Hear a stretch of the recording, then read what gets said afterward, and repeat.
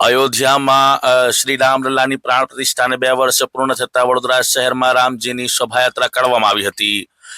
ઉત્તર પ્રદેશના અયોધ્યામાં શ્રી રામલલ્લાની પ્રાણ પ્રતિષ્ઠાને 2 વર્ષ પૂર્ણ થવાના અવસરે વડોદરાના પંચવટી ગોરવા વિસ્તારમાં સનાતની સંઘર્ષ સમિતિ વડોદરા મહાનગર દ્વારા ભવ્ય શોભાયાત્રાનું આયોજન કરવામાં આવ્યું હતું. સનાતન સંઘર્ષ સમિતિ દ્વારા આયોજિત આ શોભાયાત્રામાં જય શ્રી રામના નાદ સાથે શોભાયાત્રા રામમય બની હતી. શોભાયાત્રા દરમિયાન પરંપરાગત વેશભૂષામાં નૃત્ય પ્રસ્તુત કરવામાં આવ્યું હતું.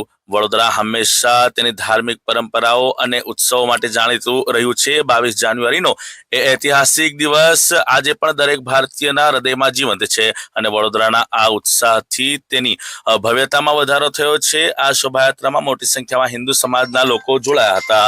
આ જે શોભાયાત્રા છે તે શોભાયાત્રામાં ભવ્ય આતશબાજી કરવામાં આવી હતી અને ખાસ સરસ્વતી નાસિક જે ઢોલ તાશા છે તેને સાથે રાખવામાં આવ્યા હતા અને તે આકર્ષણનું કેન્દ્ર બન્યું હતું.